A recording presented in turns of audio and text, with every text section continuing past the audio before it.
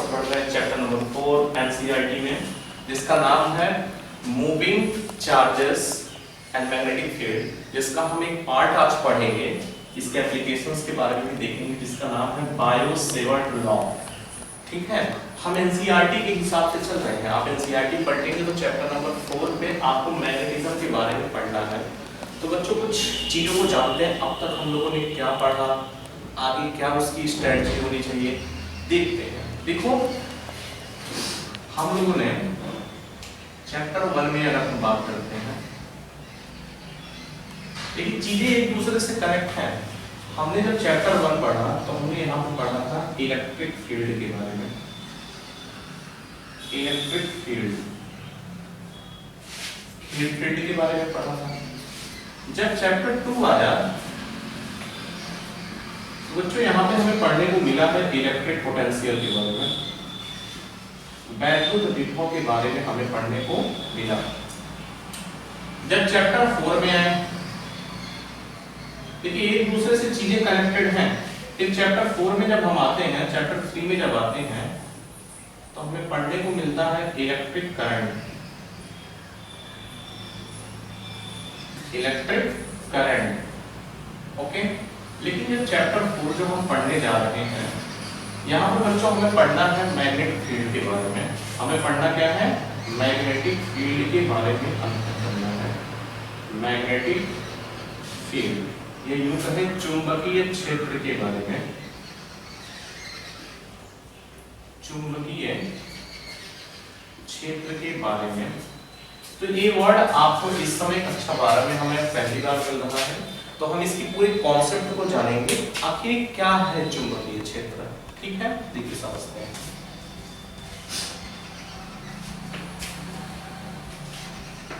चलिए बच्चों, हमें 1 बाय 1 सारी भूमिकाओं को हम बिल्कुल बना के चलेंगे। तो आप लोग हेडिंग एक डाल दीजिए, चुंबकीय क्षेत्र की संकल्पना।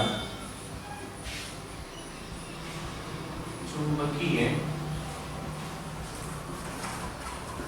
क्षेत्र की संकल्पना, जिसको हम कहेंगे concept of magnetic field. Concepts of magnetic field. अब देखिए यहाँ पर मैग्नेटिक फील्ड का बच्चों कॉन्सेप्ट क्या है। देखिए, इससे पहले हम लोग जानेंगे कि क्या हमारी पृथ्वी एक मैग्नेट की तरह काम करती है। हमारी जो पृथ्वी है ये मैग्नेट की तरह काम करेगा कि नहीं करेगा, तो समझते हैं। अगर मैं इसको अर्थ मान लूं, ये मेरी क्या है? पृथ्वी है। तो बच्चों आप जानते हैं कि पृथ्वी में 3 तरीके से लेयर होती हैं। क्रस्ट होता है, मेंटल होता है, कोर होता है।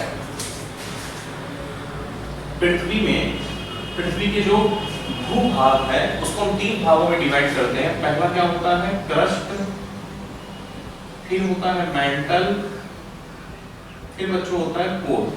ठीक है, अब पृथ्वी के अंदर आप मेंटल वाले भाग में जाएंगे, इसको हम बोलते हैं सीआर। आप लोग ये सब पढ़े होंगे, सीआर, सीमा, और होता है नीफे।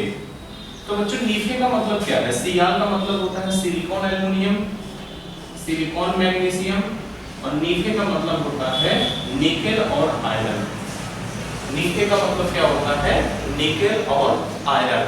तो बच्चों देखो, जो पृथ्वी का जो तीसरा स्तर है, तीसरा जो लेवल है, उसको हम कोर बोलते हैं। और कोर को तत्वों के आधार पर अगर हम इसका वर्गीकरण करें तो नीफे बोलते हैं।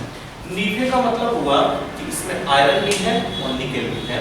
बच्चों ये चीज हमें जानना चाहिए कि निकेल और जो आयरन है यह लौह चुंबकीय पदार्थ होते हैं। कैसे होते हैं?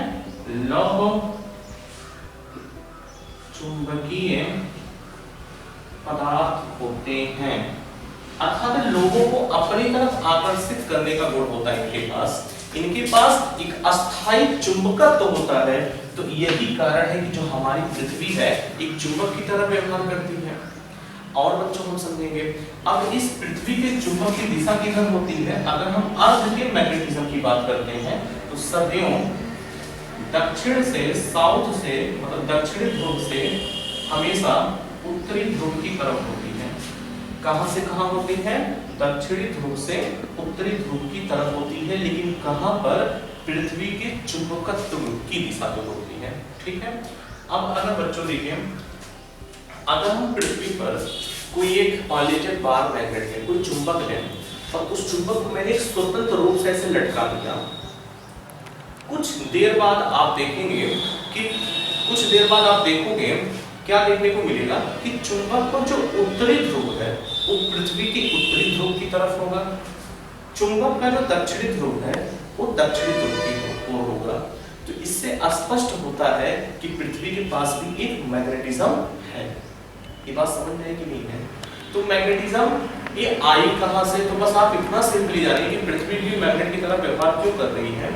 उसके पीछे रीजन है कि पृथ्वी के जो आंतरिक स्तर है उसके भीतर दो मेजर तत्व पाए जाते हैं, जिनको हम कहते हैं नीफे शॉर्ट में कहते हैं, और पूरा नाम क्या है? नी मतलब निकेल और Fe मतलब आयरन होता है। ठीक है। यही कारण है कि हमारी पृथ्वी चुंबकत्व की तरह व्यवहार करती है। ठीक है बच्चों। अब हमने तो जान लिया कि चुंबकत्व क्या है, लेकिन अब कितनी मात्रा में चुंबकत्व लग रहा है, चुंबक का परिणाम कितना है, तो इसके बारे में, इसकी तीव्रता कितनी है। तो दो वैज्ञानिक हुए जिन्होंने अपना एक लॉ दिया, जिसको हम बायो-सेवर्ट का नियम भी कहते हैं। तो आपकी अगली जो हेडिंग होगी, लिखिए बायो-सेवर्ट नियम, लिखेंगे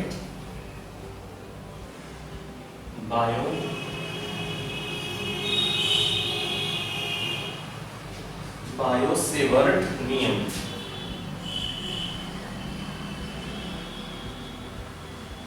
बायो-सेवर्ट नियम। अब अगर हम इसको इंग्लिश में कहना चाहें, क्या बोलेंगे? इंग्लिश में बच्चों यही नाम होता है, बायो-सेवर्ट्स लॉ। ठीक है। कुछ बातें हम समझेंगे। इस नियम को देखो, एक फ्रांस के वैज्ञानिक होते हैं, दो वैज्ञानिक होते हैं जी। एक का नाम होता है बायो और एक का नाम क्या होता है? सेवर्ट। ये दो फ्रांस के वैज्ञानिक हैं। कहां के हैं? ये फ्रांस के वैज्ञानिक हैं। ठीक है। जिन्होंने किसकी खोज की है? इस नियम के माध्यम से हम क्या पता कर सकते हैं? जिन्होंने सन 1820 में किसी धारावाही चालक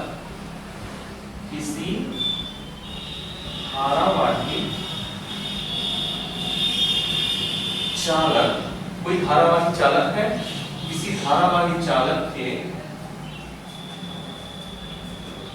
चारों ओर चुंबकीय क्षेत्र,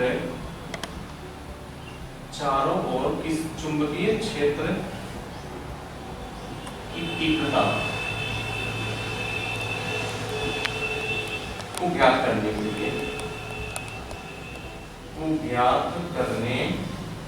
के लिए, समझिए बच्चों, देखिए यहाँ पे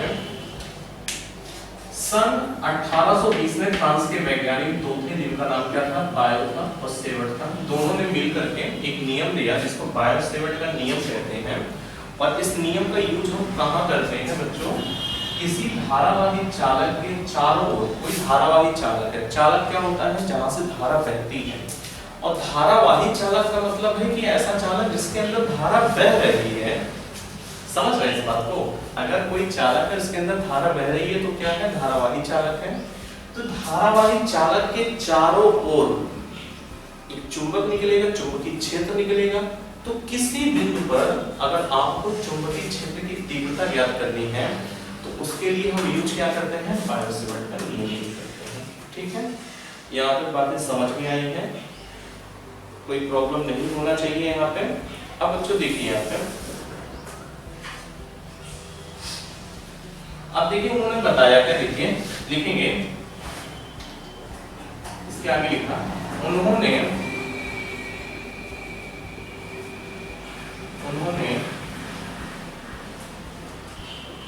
बताया कि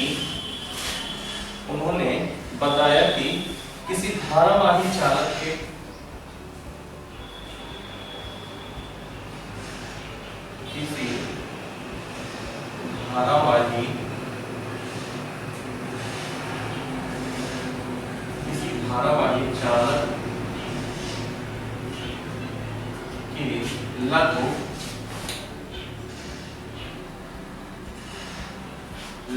अवयव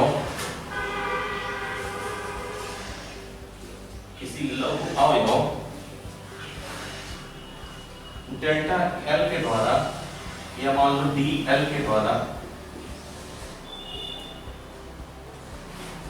उत्पन्न एल के द्वारा उत्पन्न किसी बिंदु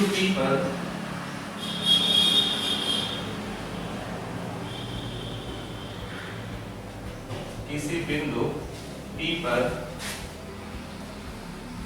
चुंबकीय क्षेत्र की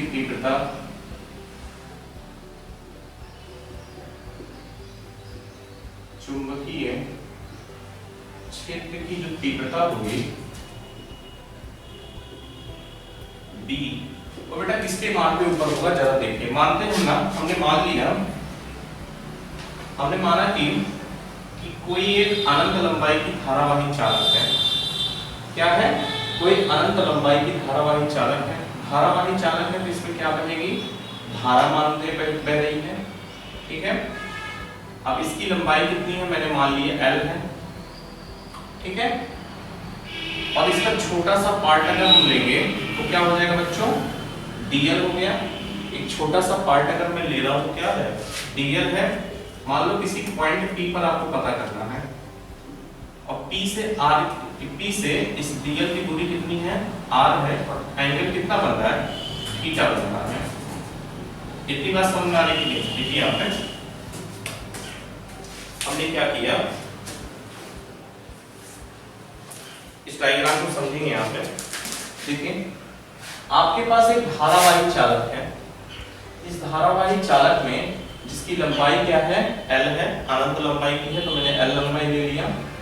छोटा सा इसका अगर हम पार्ट ले रहे हैं dl, धारा कितनी बह रही है? I, और हमें इस P पॉइंट पर जो कि dl से r दूरी पर है और धारावाही चालक थीटा कोण बना रही है, अगर इस P पॉइंट पर मुझे चुंबकीय क्षेत्र की तीव्रता निकालनी है तो कैसे निकालेंगे? आइए देखें, इस बात को समझते हैं।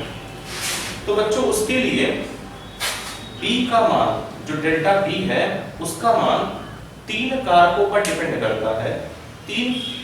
4 कारकों पे आपका डिपेंड करेगा। कौन कौन सी है? तो लिखेंगे, इसके आगे हम लोग लिखेंगे कि डेल्टा B का मान निम्नलिखित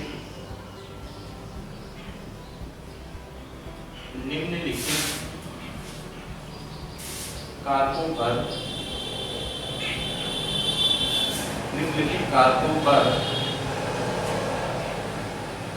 पर निर्भर करती है।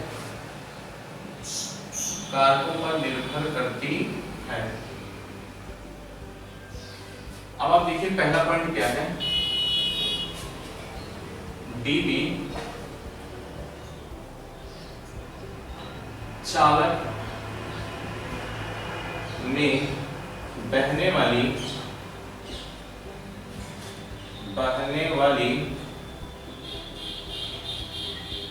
धारा के अनुक्रमानुपाती होती है। धारा के अनुक्रमानुपाती है। तो बच्चे यहां से कितना हो जाएगा? डेल्टा dB अनुक्रमानुपाती I हो गया। ये बात समझ में आ रही है? आगे लिखेंगे, सेकंड लिखना, यह चालक के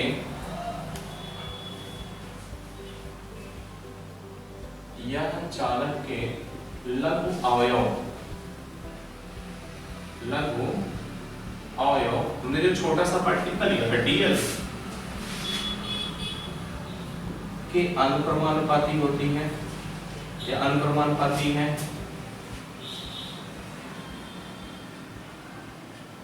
अनुक्रमानुपाती है।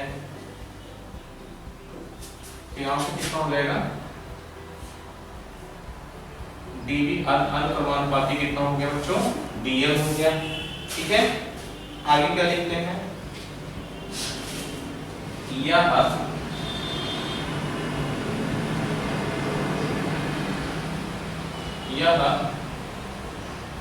अवयव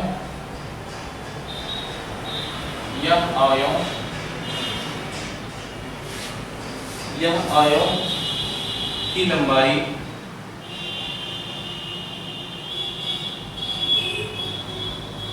तथा अवयव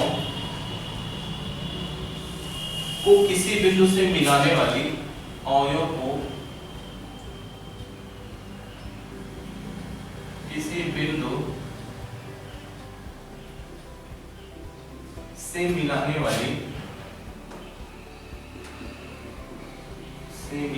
वाली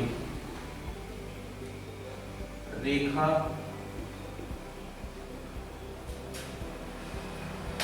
के बीच साइन थीटा के अनुक्रमानुपाती होती है।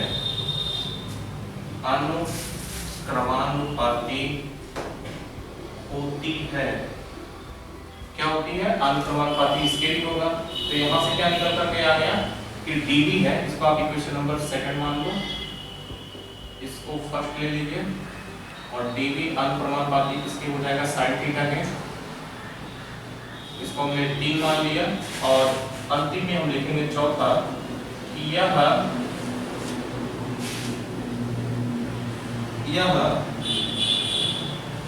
T की अवयव से दूरी, यह T की अवयव से दूरी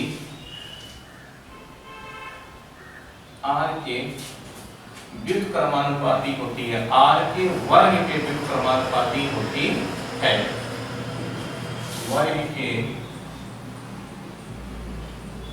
व्युत्क्रमानुपाती होती है। तो बच्चों यहां से भी क्या मिल गया कि dv व्युत्क्रमानुपाती होती है 1/r²। ठीक है, क्वेश्चन नंबर 4 मैंने ले लिया। अगर हम चारों समीकरण देखिए, हमें पहले समीकरण में क्या मिला कि dv जो है वो I के अनुक्रमानुपाती है, दूसरे में मुझे मिला कि dv अनुक्रमानुपाती dl की होती है, और तीसरे में मिला dv अनुक्रमानुपाती sin थीटा की होती है, और जो दूरी होती है, जो dl से p तक की दूरी r है, इसके वर्ग के व्युत्क्रमानुपाती होती है, मतलब dv व्युत्क्रमानुपाती 1/r²। समीकरण में 4 दिए। चारों समीकरण से देखिए हमें मिला क्या? समीकरण 1, 2, 3 तथा 4 से मुझे क्या मिलता है कि dv अनुक्रमानुपाती कितना होता है? I dl sin theta upon r² होता है। कितना होता है बच्चों? r² होता है।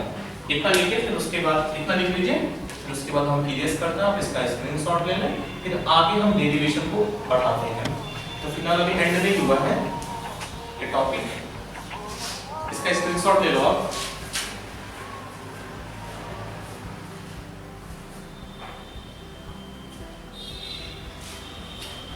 ओके, इतना स्क्रीनशॉट आपने ले लिया ना। हमें देखो बच्चों मिला क्या है, मुझे मिला क्या कि dv अनुक्रमानुपाती आइडियल sin थीटा पर r² होती है। अब देखिए आगे हम क्या करते हैं।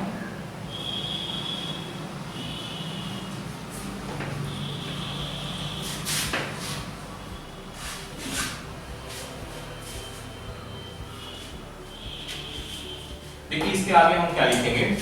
मुझे मिला क्या, हमने देखा कि dv अनुक्रमानुपाती है idl sin theta upon r²।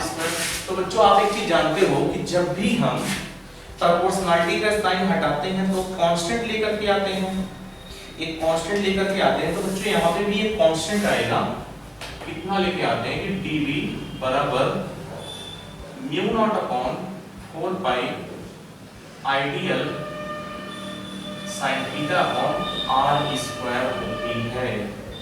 बच्चों यही फॉर्मूला है आपके बायो सेवर्ट के नियम का। यदि किसी धारावाही चालक में I करंट फ्लो कर रही है और चालक की छोटी से अवयव खंड लंबाई का dl dl और थीटा कोण बन रही है और दूरी r के व्युत्क्रमानुपाती में, तो सूत्र होगा कितना आएगा, dv बराबर mu naught upon 4 pi I dl sin theta upon r square होता है। ये बात बच्चों क्लियर हो गया। अब आगे यहाँ पे लिखेंगे, जहां पर मैं पूछूं ये वाला पार्ट क्या है आपका, अनुक्रमानुपाती नियतांक है, तो लिखेंगे यहाँ पे कि जहां म्यू नॉट अपॉन 4 पाई अनुक्रमानुपाती नियतांक है, क्या बोलते हैं इसे, अनुक्रमानुपाती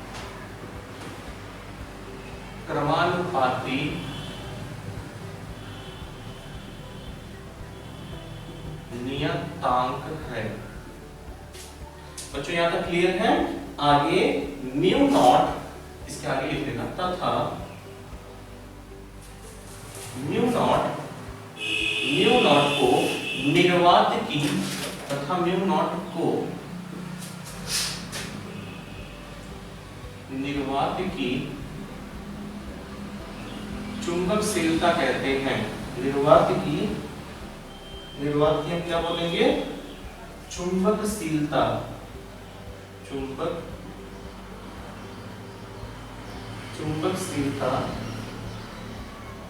कहते हैं, परमिएबिलिटी बोलते हैं इसी को।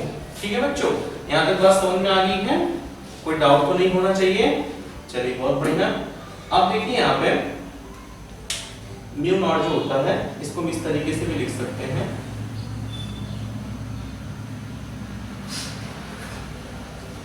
और यहां से एक बात लिख लो नोट में, जो म्यू नॉट होता है, म्यू नॉट अपॉन 4 पाई की जो वैल्यू होती है वो 10 टू द पावर -7 होती है।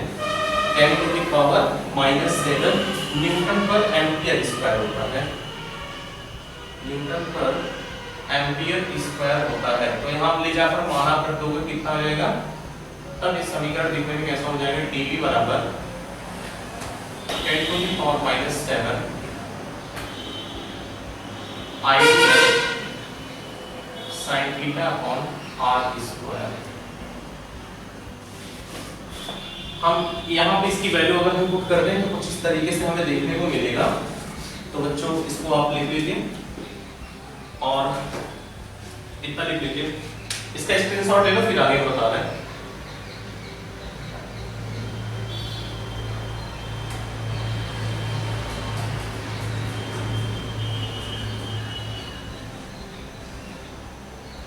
अब देखिए यहाँ पे कई बार आपके पेपर में म्यू नॉट का पूछा गया है, डायमेंशन फॉर्मूला बीमीय सूत्र पूछा गया है, उसको भी देख लेते हैं हम लोग।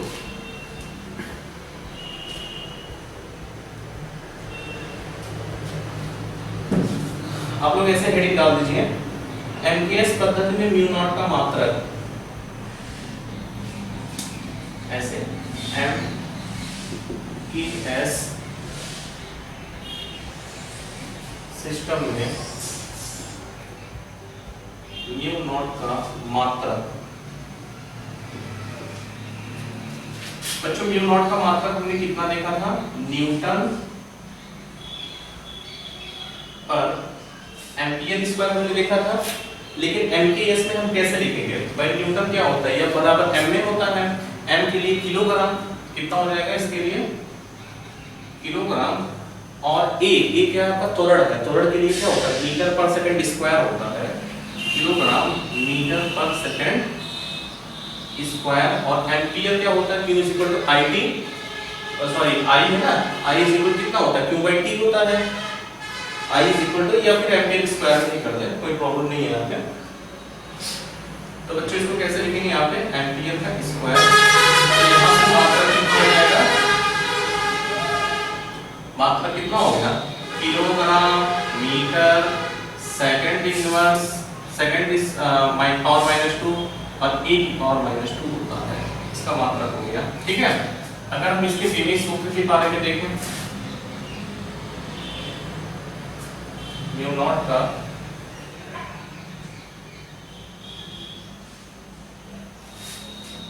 म्यू नॉट का या म्यू नॉट की dy,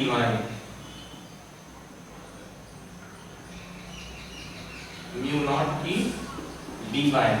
तो बच्चों हमने आपको बताया था म्यू नॉट जो होता है इसके बीमा हम यहां से निकाल लेते हैं। म्यू नॉट न्यूटन पर एम्पीयर स्क्वायर होता है। न्यूटन क्या है आपका बल है, तो बल की बीमा कितनी हो जाएगी?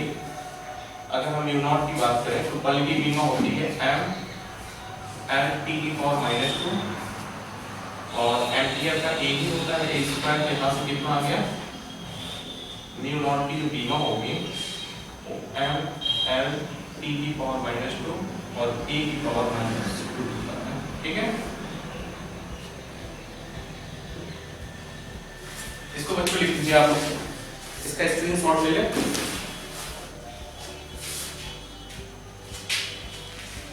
इसका स्क्रीनशॉट आप ले लीजिए, उसके बाद आगे बढ़ते हैं।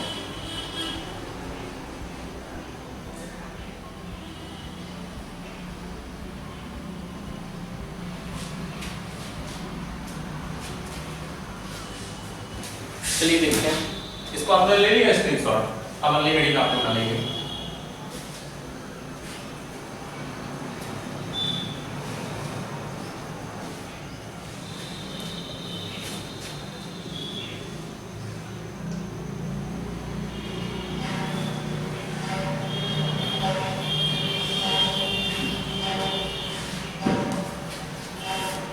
चलिए बच्चों हेडिंग लगाएंगे आप लोग। देखिए, निर्वात की चुंबकशीलता आपके अगली हेडिंग है।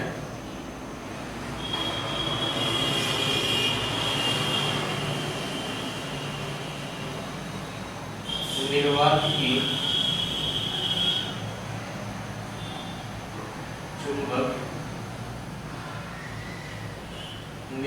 की चुंबकशीलता क्या होती है? Mu naught. निर्वात की चुंबकशीलता म्यू नॉट तथा निर्वात की वैद्युतशीलता तथा निर्वात की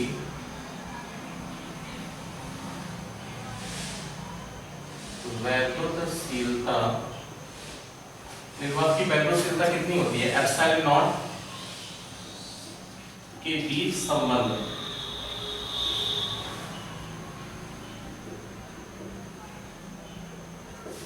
के बीच संबंध। ठीक है, और यहाँ पे इंपॉर्टेंट पॉइंट है। ठीक है, निर्वात की चुंबकशीलता जो म्यू नॉट होती है तथा निर्वात की वैद्युतशीलता जो कि एप्सिलॉन नॉट होती है, उनके बीच में अगर हमें फाइंड आउट करना है संबंध, तो हम कैसे करेंगे बच्चों? देखिए यहाँ पे तैयार हो जाएगा आप सभी, एक अच्छे से समझिए। देखिए यहाँ पे हम जानते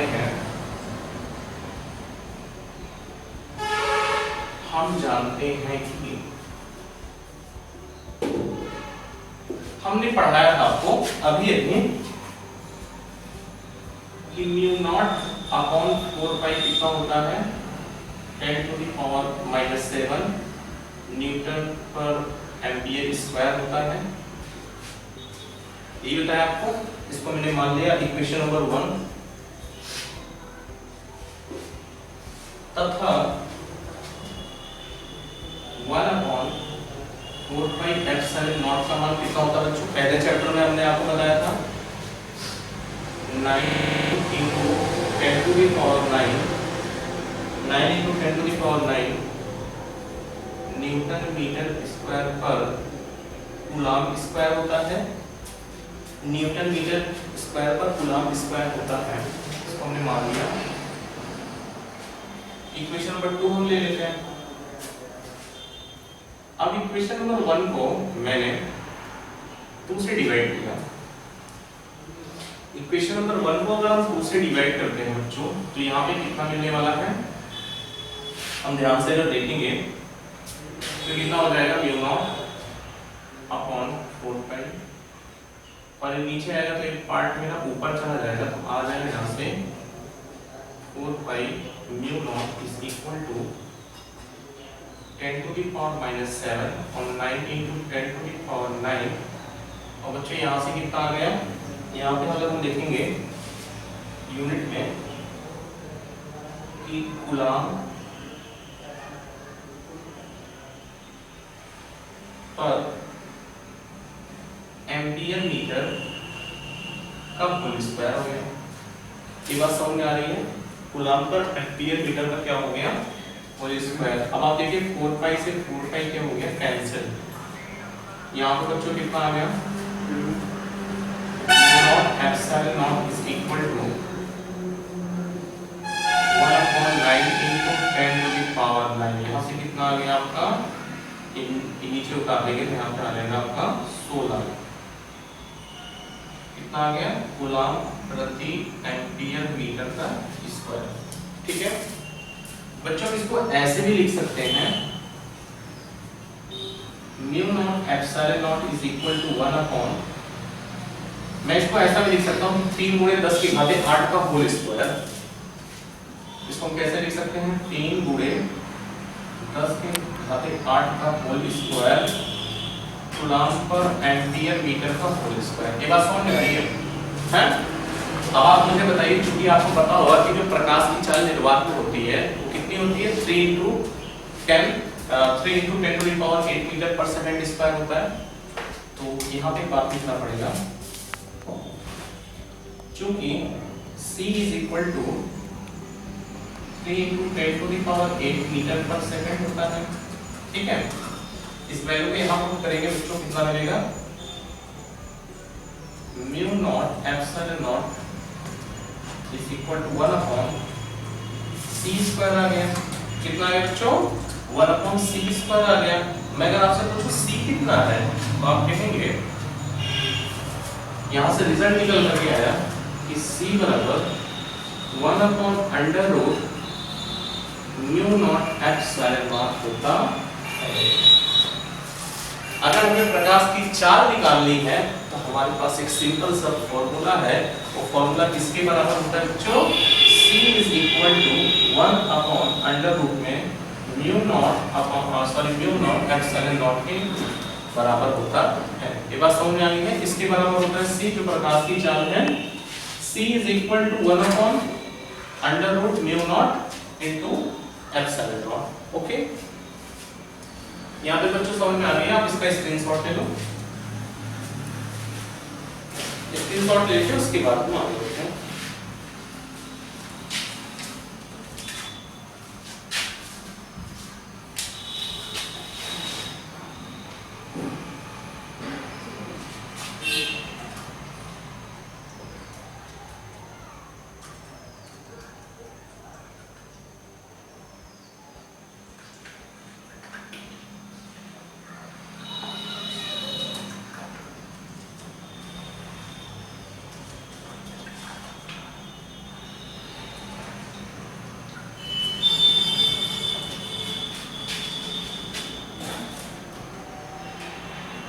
चलिए, आप लोगों ने इसको नोट कर लिया?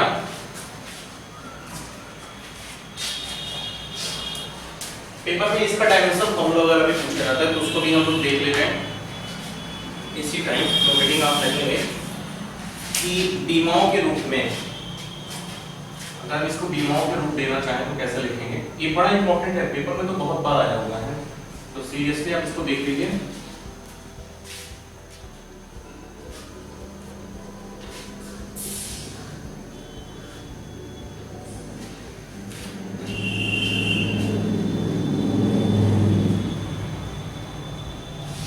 अब हम लिखेंगे, इसी का आगे लिखना है कि बीमाओं के रूप में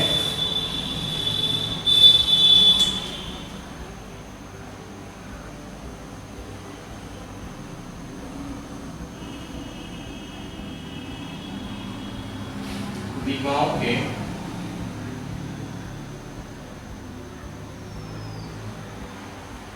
रूप में, यदि बीमाओं के रूप में हम लिखना चाहें तो कैसे लिखेंगे? इस टाइप में C का बीमा किसके बराबर हो जाएगा बच्चों? यहाँ से ऐसे लिखेंगे,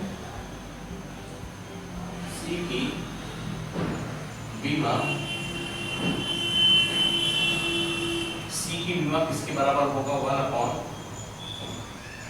1/√ में एप्सिलॉन नॉट की बीमा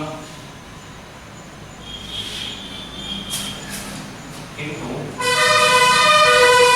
नॉट की बीमा इनटू एप्सिलॉन नॉट की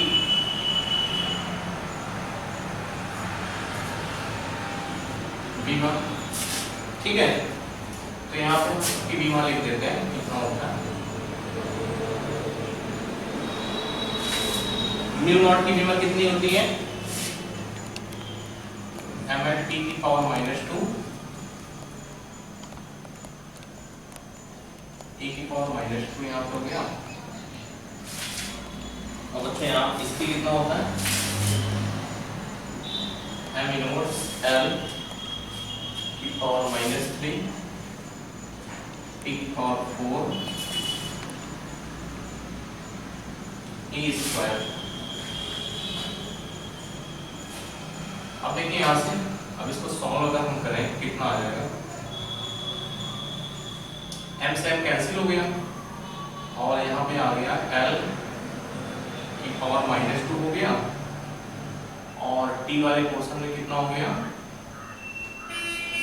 t का होल स्क्वायर और a वाला पोर्शन भी आपका कट गया। तो बच्चों यहाँ से कितना आ गया, अंडर रूट आप हटाओगे तो l का पावर -1 और t आ गया। तो बच्चों इसको हम लिख क्या सकते हैं l t की पावर -1। तो c की बीमा कितनी आ गई l t की पावर -1, बिल्कुल प्रकाश की चाल के बराबर आ गई, मीटर पर सेकंड वाला। ठीक, इसको भी आप लिख दीजिए। फिर आगे हम पढ़ते हैं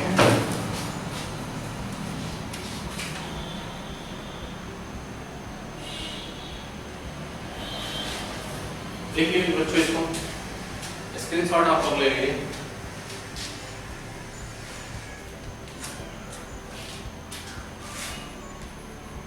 हो गया,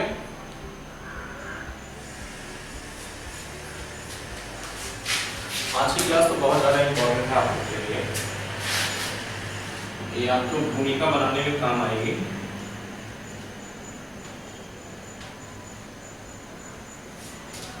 चलिए इसके बाद हम लोग हेडिंग लिखेंगे।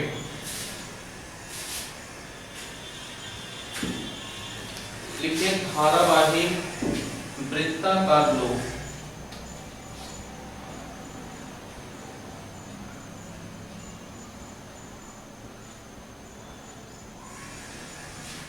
धारावाही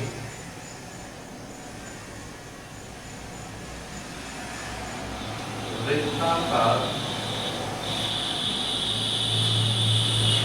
लोक अथवा वृत्ताकार लोक अथवा कुंडली के केंद्र पर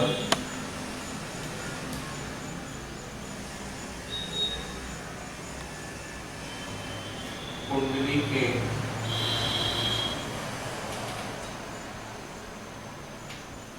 केंद्र पर चुंबकीय क्षेत्र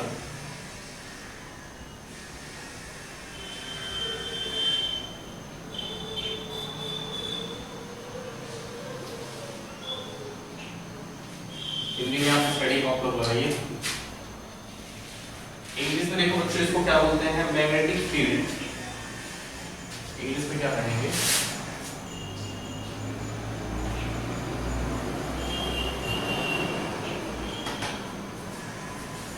magnetic field at the center of magnetic field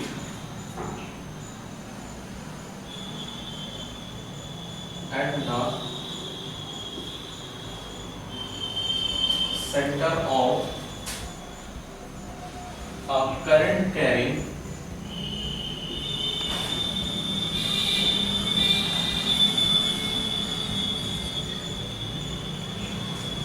circular loop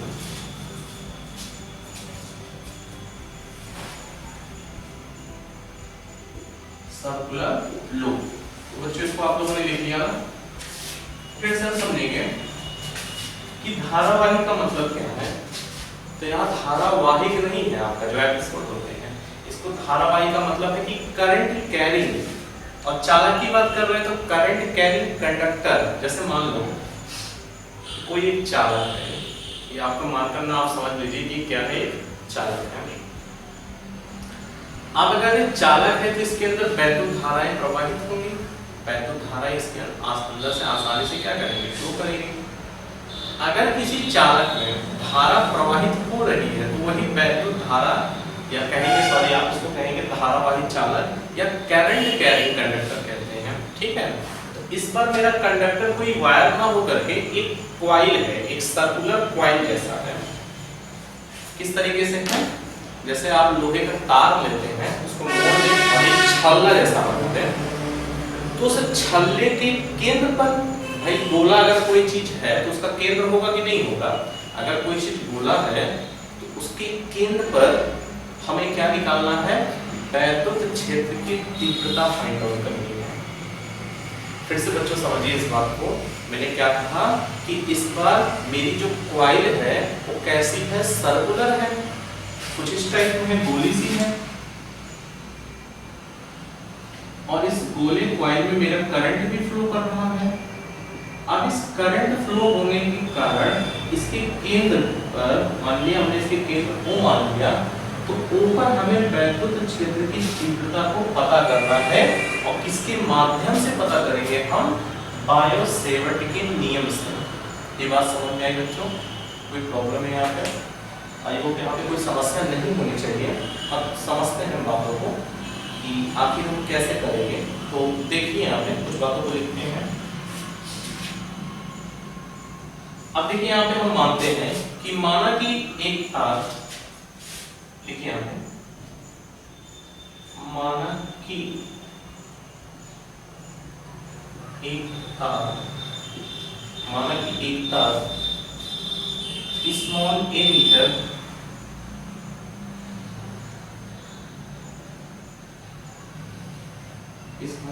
metre त्रिज्या के वृत्ताकार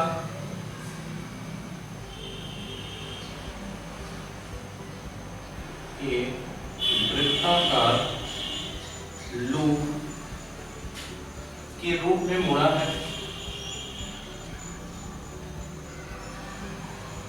के रूप में मुड़ा है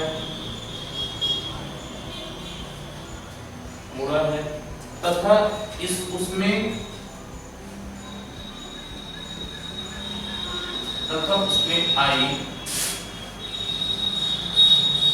एम्पियर की धारा, आई एम्पियर की धारा है। अब देखिए हमें पता क्या करना है, लेकिन हमें इस लूप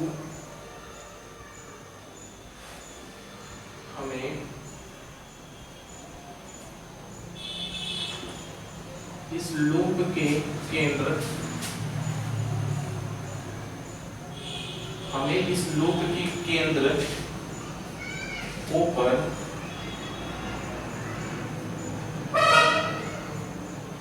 चुंबकीय क्षेत्र वेक्टर V ज्ञात करना है,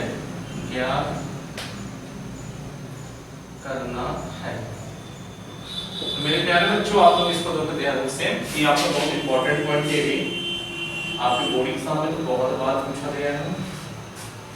लेकिन हमें दिया क्या गया है, एक बार मैं डायग्राम आपके सामने पेश कर दूं। बच्चों देखो यहाँ पे आपके पास एक सर्कुलर कॉइल है, एक वृत्ताकार लूप है आपके पास, ठीक है। अब इस लूप के केंद्र, इसकी त्रिज्या कितनी दी गई है आपको, a।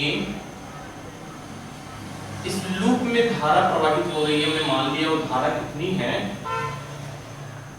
I अमाउंट की धारा प्रवाहित हो रही है, इसके भीतर धारा जो बह रही है उसको मैंने कितना मान लिया, I है, और केंद्र से इसकी दूरी कितनी है, त्रिज्या कितनी है, a है।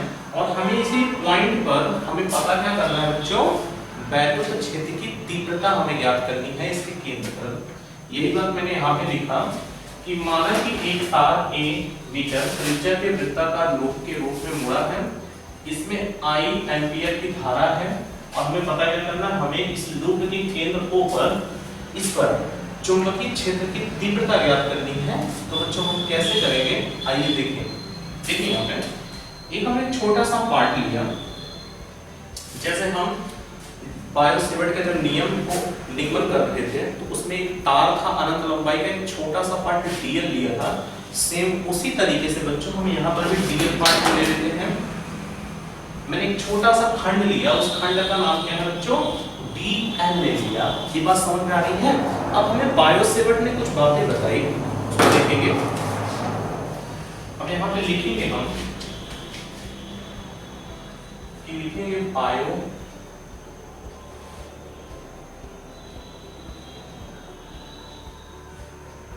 सेवर्ट्स लॉ से।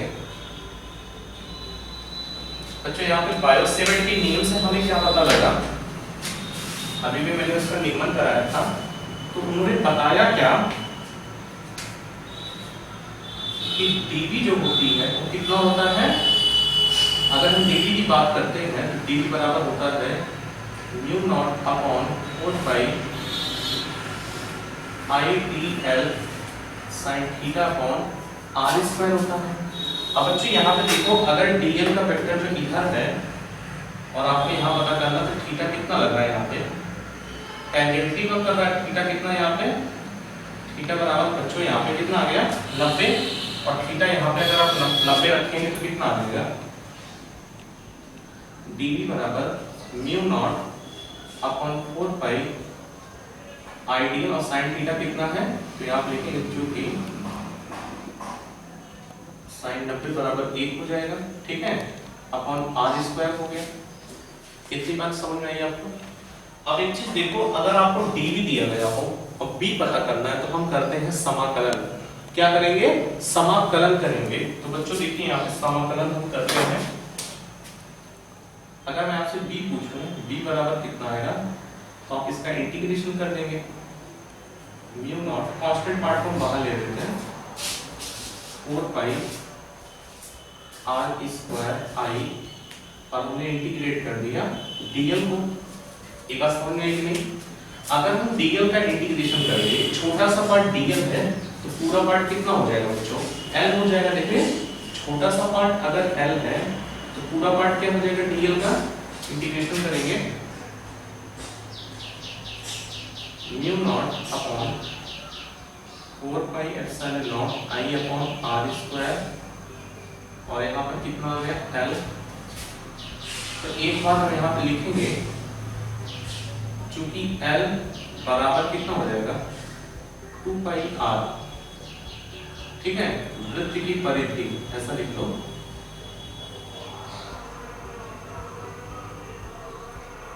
वृत्त की परिधि है, ठीक है। तो यहाँ पे रखेंगे वृत्त की परिधि कितनी हो जाएगी, mu naught upon 4 pi epsilon not I upon R, यहाँ कितना आ जाएगा 2 पाई R, कितना आ गया बच्चों, R से R कैंसिल हो गया, पाई से पाई कैंसिल, और 2 से 2 कैंसिल, तो यहाँ से कितना आ गया mu naught upon mu naught upon epsilon, इसको हम ऐसे लिख सकते हैं 4 पाई एप्सिलॉन नॉट हो गया यहाँ पे, mu naught upon 2R upon I, ठीक है। इसको हम इस तरीके से लिख सकते हैं। ये हम और अच्छे से यदि लिखना चाहेंगे 4 पाई के रूप में, तो B बराबर कितना हो जाएगा, म्यू नॉट अपॉन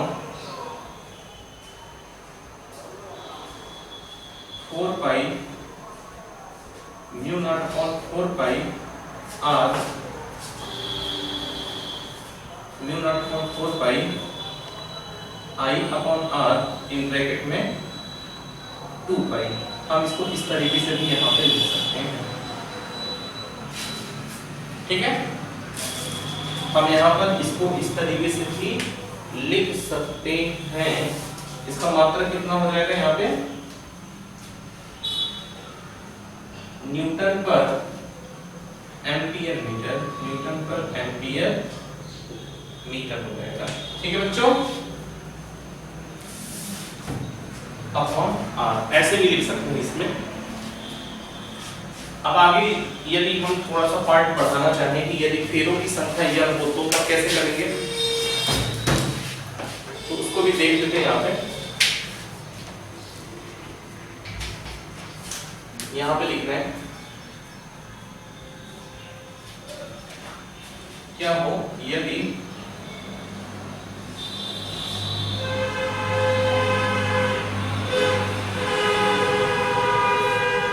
फेरों की संख्या कैपिटल एन हो तो b बराबर कितना आ जाएगा, n new not upon 4 pi i upon r bracket में 2 पाई हो जाएगा। इसका स्क्रीनशॉट आप लोग ले लेंगे। न्यूटन पर एम्पियर मीटर। ठीक है बच्चों, इसका स्क्रीनशॉट आप लोग ले लीजिए।